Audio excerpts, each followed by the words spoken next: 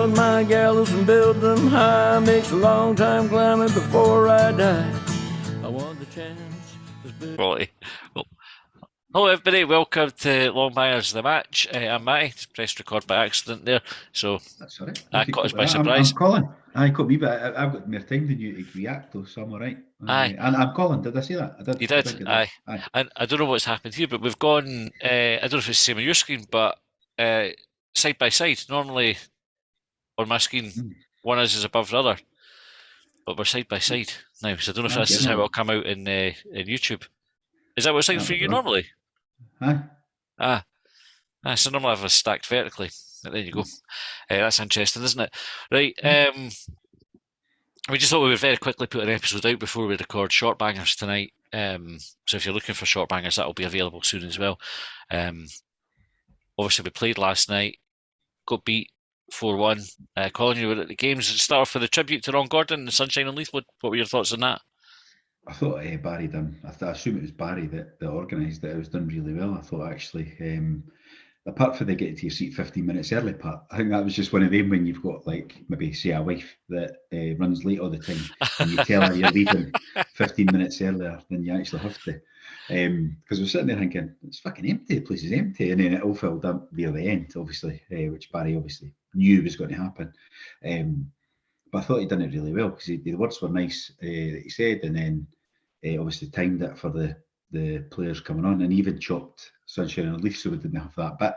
Aye. We just did the roar and shout Hibs and that. So even tidied all that up nice and neatly.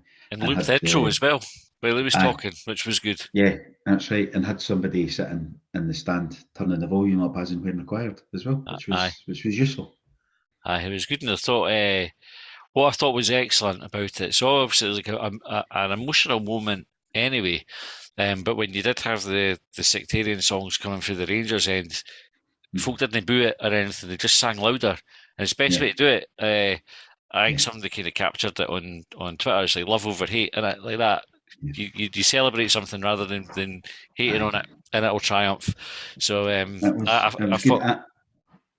was going to say, I woke up this morning and I realised on my watch I had a loud decibel noise warning. Noise at over, I can't remember, 110 or whatever it was, for longer than 10 minutes, you're at risk of hearing loss. I was like, all right, okay, that's how loud it was, eh? You just notice how I resisted the temptation to say, what? Consider it. I thought, fuck it, I'm not bother. It's no time or place, is it? Nah. So that was the highlight, I suppose, of it. It's nice seeing the footage of it as well. Like Sky Sports put a wee clip up, and there's a few clips that going around Twitter, which is excellent. So if you've not seen it, or if you weren't there and missed it, you should go on Twitter and check it out. The game itself, Colin, was set up with one change. Chabraya dropped out. Stevenson came in. What were your thoughts there? Well, I was speaking about it on the way around, and I was a bit like, because it was kind of a few folks saying Nisbet should have started or Kukrevich, and I thought, I'm a wee bit an advocate of no changing a winning team. And I know he did, because he obviously made Stevenson in for Chabraya, but I don't think there's that much between the two, really, and I think Stevenson's maybe a bit more solid defensively, so I could go with that one. And I wasn't too bothered, and I thought it was a fairly strong looking bench. We have a 2 on the bench as well, and McCurdy was back, and I can't remember who else was on the bench, but I thought it was a fairly strong looking bench.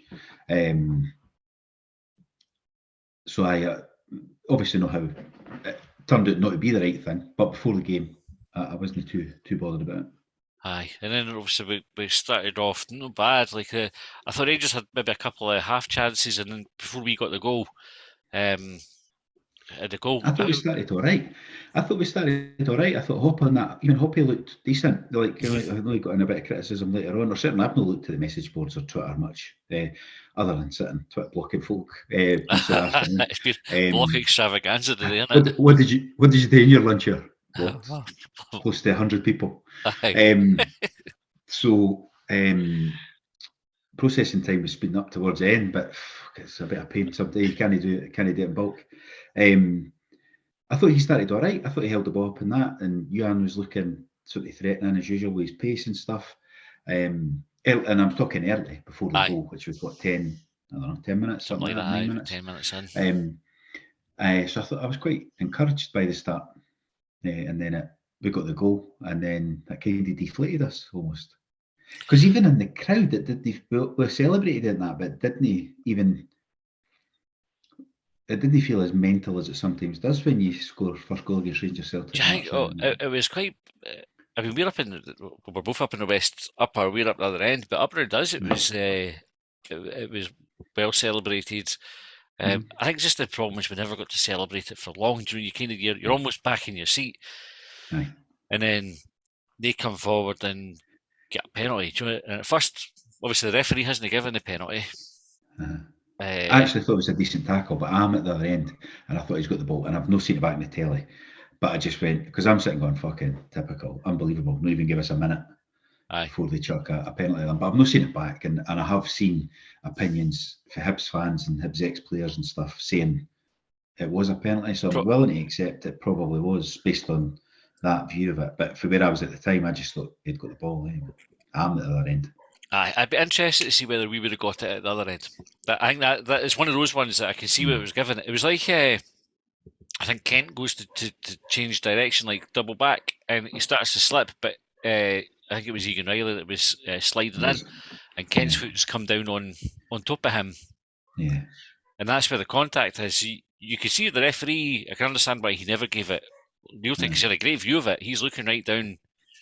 Right in the middle of the incident, really, to say that's no penalty, and we were like, "Get up, you diving me prick," and as you do. Well, it's because it's Kent as well. He's got a reputation. Aye. We spoke about that before. That sometimes goes for you in your favour as well, doesn't it, or against you, depending on what side of the fence you're on. But as soon as it went to VAR, we were like, "There's only one outcome here. There was no way that was going to go to VAR and be play on." Nah. That's why, because there's folk around us saying, "Keep the ball, didn't let the ball go out." Because I don't know what the rule is on that, but there was folk shouting that, and I thought as soon as it went out for a throw-in, they were straight on the phone. They call it back, regardless of how long it goes on for. Did they? They call it back. Sure, because I thought, how long can it go? Because it would have to be the next time the ball goes to play. Eh? Aye. So if you score in that period of time, does that get disallowed? And they call it back 5 minutes and go, well, it's 5 minutes ago. Kent was there no, like the first season of VAR in England, was there no a game where they blown full time?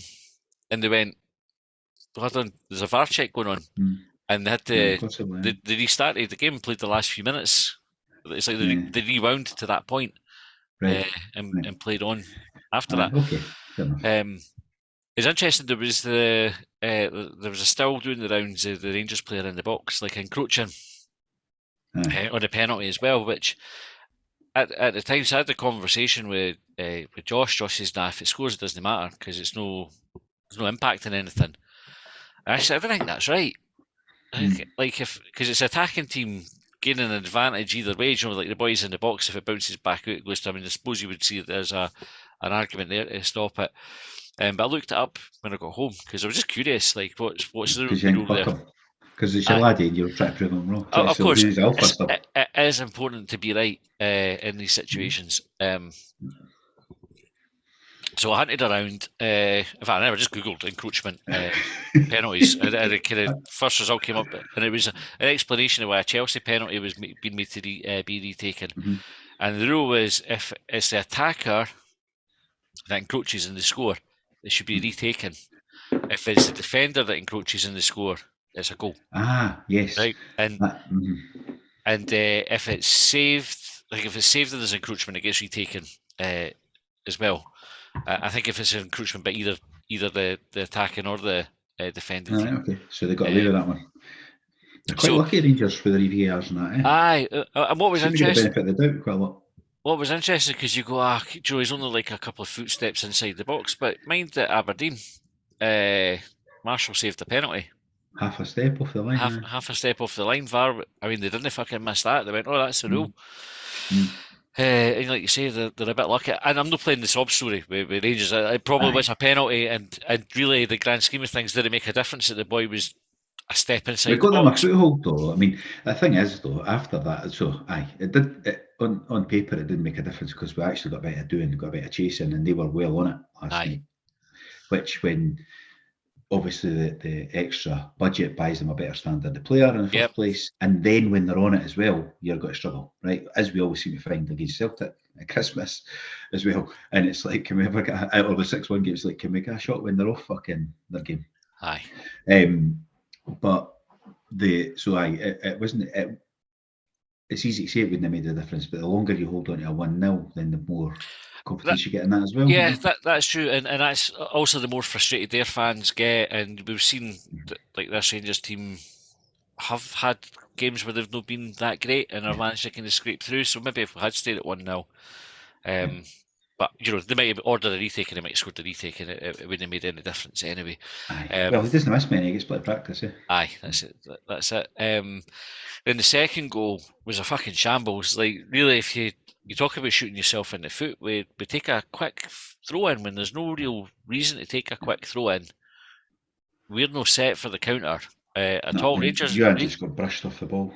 Aye, he miscontrols it, loses the ball, and seconds later it's in the back of the net. Really weak. He was really weak, actually. But it was before that, though, in between the goals, it was quite concerning to us where we were watching from, that the space they had done that, their left-hand side, their right, and it was obviously Yuan was out there. They switched Henderson was out there, sorry, and they switched Henderson with Yuan before he done that at the throw-in.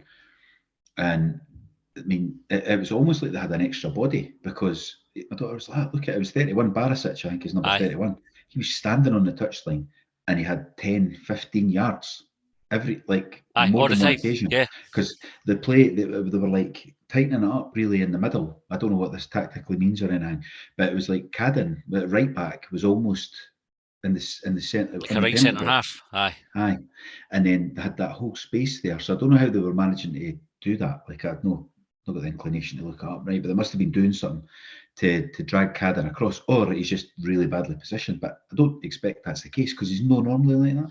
Well, so there was something that was drawing him in, and then leaving Barisic really wide, probably because they're going, you're against Henderson or Yuan, and they're not going to fucking do anything. No, they had the similar space on the left-hand side, just not as frequently. But you're right, Rangers stretched the play and we defended narrow, and it was just a total fucking mismatch. And then, because we didn't have the midfielders doing an effective job at tracking back, and they didn't want to hammer Henderson, but he was fucking hopeless. Like, he just didn't impact that game at all. I'm not sure if he took the free kick for the goal, so maybe there's some impact. Did he put the free kick in for us? Possibly. So you'd maybe give him that credit for that, but it's for another episode. We could talk about it. But I think, see, if you've got something that consistently isn't coping in the big games and letting big games pass them by, shouldn't be at the club. It's like, if you only play against Livingston and St Mirren and Kilmarnock, then that's your level. Go and play for Livingston, St Mirren, or Kilmarnock. You shouldn't be at Hibs, because we want to be Kenmade boys that turn up in these games, no go missing. It annoyed me last night. Josh was going mental at Cadden. I thought Cadden was getting pulled out of position all the time, and this he was as well. Like, Cadden was joining in the attack and just like total gung ho, and then getting caught out. And like you say, the space on that side was incredible. It was, but like, see if you go through it, I don't know if there's anybody had a good game though. Like, really, Yuan showed a couple of flashes going forward, but he was leaving them exposed. Stevenson might have done all right, you might say. Again, usual, he doesn't ever really be bad, Fish was decent. Even when he made a mistake, he slipped, he got back and sort of rectified it. Marshall he made a good save, the sort of point blank one, but I mean, I don't know what was going on. Like, he's kicking. It was like a whole season's worth of mistakes in a game, including the one for the last goal. And then you had Hoppa started all right, but then he was in the game. Obviously, Kukarevich and Nisbet, they came on. It was like a lost cause when they came on. They would have been as well saying, "Can I just sit back down?" What I mean? There's no. But other than that, like, I actually thought a game like that, and this will be controversial to some, but we missed Joe Newell. Like, that's what the midfield was missing. Like, because he runs about, the midfield were miles off it. Like, even Egan Riley looked like he was. And Marshall put him under pressure a couple of times, like, because he was eager to chuck the ball out to him, and Egan Riley was presumably wanting to take it, but he looked like he struggled last night. As much as he's a good player and he's got a bit about him, Diego, Campbell was all right. And Henderson and Ewan, 4 of the 5 midfielders, you're going, nah, not good Aye. enough. And Campbell's probably just outside that, but like he was never had a great game either. Yeah. So they were on it. Like we were half a yard of everything. I think that spooked Hibs, like how at it Rangers were, because they were fast, they were snapping, their pressing was brilliant. I'm always loath to give Rangers credit, but credit when it's due. They played well, but we ended up shiting it every time we got the ball. It was like kick it the way you're facing, and I think that's where Newell would have made a difference. Is that can he be prepared to take the ball and play it? I know just kind of like a hopeful ball into the channel or going backwards or And I just giving it suppose, away, which is what we were and doing. I'm just thinking I'm maybe a wee bit unfair on Egan Riley there because he was always willing to take the ball. He just always looked Aye, like he never had it under control. But Joe Newell might have been the exact same. But I aye, think if you've got two of them that are willing to take it, then it's maybe a bit. It would have helped the other. aye, Whereas I think we were missing Newell last night, and that could have replaced probably. Well, he could have replaced Henderson for one. He could have replaced aye. Jago, Jago. He could have, what I mean. There's 2 or 3 he aye, could have taken the place of, and you could have stuck Campbell out wide. Then he would have done the doggy work, no left the fullback exposed.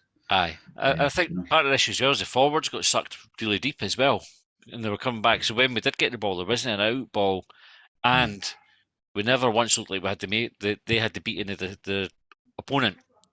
So like sometimes Ewan against Livingston was going and taking on the wee dribbles and the cutbacks and the step overs and everything. He tried it maybe once, lost the ball, and then he didn't really do it again after that. Yeah, yeah. I thought we started all right second half until Marshall gave the ball away. Like, we weren't brilliant, but we weren't shite either. And then again, architects of our own downfall with the goal. What do you think? Was that the third when he kicked it out? Aye, Aye. I thought it was the fourth. It wasn't great. I mean, like I can't make the joke that goalies about the distribution there. I went on and on about it because aye, everybody obviously hammered the last couple of keepers for the distribution when they were making saves in that, but distribution became the important thing. And Marshall's come in and made certainly earlier in the season, distribution's been good, but he struggled last night. And I don't know if it was just because their pressing was that good that he wasn't quick enough to get it out, or if they were that quick that he had no options, so he just got rid of it. I don't know what was going on, but I think he kicked out of the park a couple of times. He put Egan Riley under pressure twice, and he gave them the goal. and it was the heads went at that point. The Rangers obviously got a lift for it because the game's done. It goes 3-1. We're no coming back for that, especially not the way we were playing. But I thought the reaction to that third goal was fucking dreadful for the players. Like the heats went and it looked like they just gave up. I mean, it was like embarrassingly bad for the spell. I mean, Rangers were showboating. They were fucking taking the piss. And even like the fourth goal, the boys got about fucking 4 bad touches in the box and still managed to get a shot away to score. Yeah, it felt like it could have been a lot more. Reality, and it's when I was trying to keep folk around me were going mad, banging the seats and that, and I was a wee bit like, well, you remember, like they are better than us, right? Like, Aye, loads of points ahead of us in the league. They spend a lot more money than us. We've been on a good run. It's no the getting the do, and I suppose it was the manner of the fight that they appeared to put up than that. But it kind of just showed us how far off we are, and how when we're all getting our hopes up and talking ourselves up, we need to keep our no me. feet on the ground. Like we're miles off it. No, I know. I It's called not it. us, definitely not. I called it. I said like we were consistent with it. I thought it was going to be a sore one. You said it before the game, got the evidence in the group chat. My rationale was that the Rangers went to Tynecastle and Hearts were talking up what they were going to do to them. Yeah. And Rangers were on it that night and they That's fucking what pumped them. Absolutely. And that's what they just said it. And I think there is like a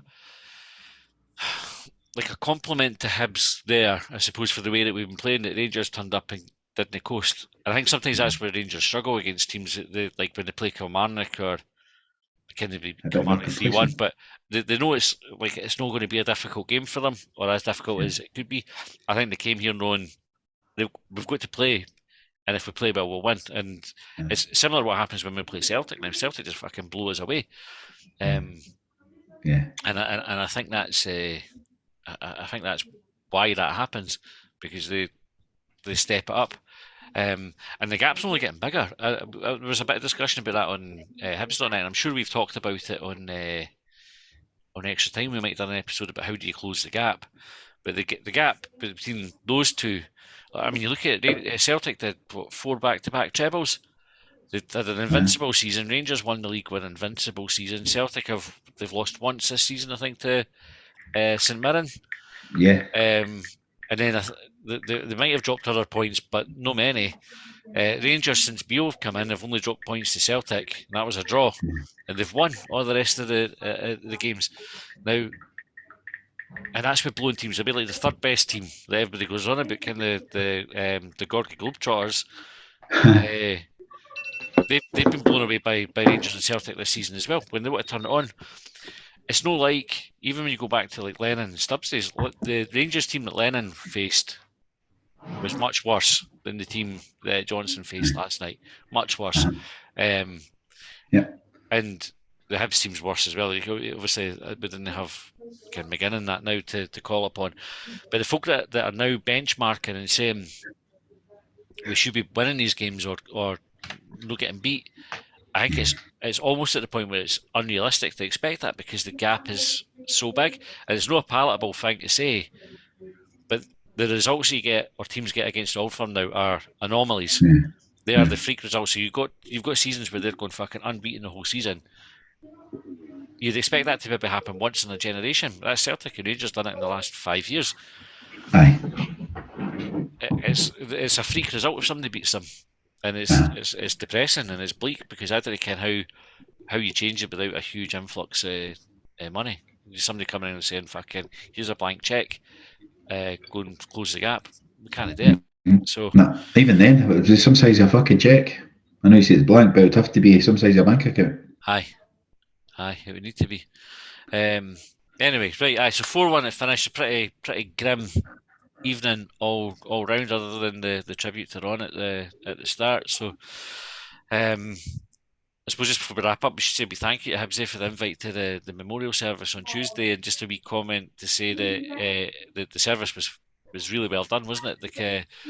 There were speeches for Rod Petrie and Neil Doncaster and Malcolm McPherson, but I think the one that did really well was Ron's brother Jimmy. Aye, stole the show, eh? Aye, it was really good, really emotional tribute that he paid. And the thing that came across really loud and clear was how much the Gordon family, not just Ron, love Hibs. They're all engaged in it. And it definitely gave me confidence, actually, that they do care, because I thought, next thing is they're chapping the door and saying, "Sell it, Mum, get a fucking sell." But I definitely took the impression away that it's not just, it wasn't just Ron that was invested in this. So, yeah. Right, anyway, that's us kind of out of time. We're going to record Short Bangers next, so stay tuned for that. If you want to subscribe for more content, just go on our Twitter profile. If you're not a Rangers fan, we'll not have blocked you yet, so you still have access to it. And click on the wee link there, and you can support us and get all the extra content. We've got Rangers fans that are reasonable, just to be clear. Like, we're only ones that do bigotry and call themselves something loyal or WATP. They're probably the ones that will go first. Aye, and probably anonymous user or something with beer. That might go as well. Aye. Anyway, right. Thanks for tuning in. We'll see you next time. County line, I pledged upon. Well, they trailed me down when I broke free. I drank all the whiskey in Tennessee. I don't drink water, no.